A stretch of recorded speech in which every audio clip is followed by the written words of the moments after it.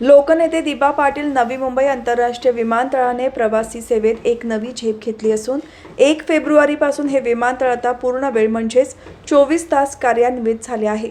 25 डिसेंबर रोजी विमानतळाचे उद्घाटन झाले तेव्हा हे केवळ 12 तासांच्या मर्यादित कालावधीसाठी म्हणजे सकाळी 8 ते सायंकाळी 8 सुरू करण्यात आले होते। मात्र आता हे विमानतळ 24 तास सुरू राहणार असून विमानतळ प्रशासनाने दिलेल्या माहितीनुसार सध्या या विमानतळावरून शेवटचे विमान रात्री 9:50 उड्डाण करेल, तर दिवसाचे पहिले विमान सकाळी 7:10 मार्गस्थ होईल। जरी सध्या मध्यरात्रीच्या विमान फेऱ्यांचे निश्चित वेळापत्रक जाहीर झाले नसले तरी 24 तास सेवा सुरू झाल्यामुळे लवकरच मध्यरात्रीच्या उड्डाणांची भर पडणार आहे।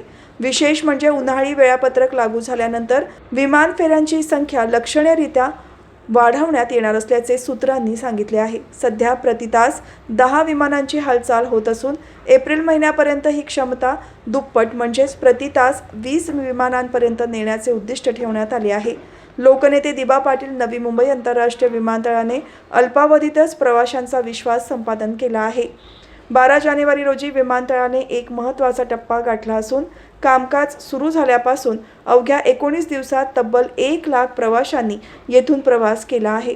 24 तास सेवा सुरू झाल्यामुळे नवी मुंबई आणि परिसरातील प्रवाशांना मोठा दिलासा मिळाला असून यामुळे मुंबईवरील विमान वाहतुकीचा ताणही कमी होण्यास मदत होणार आहे।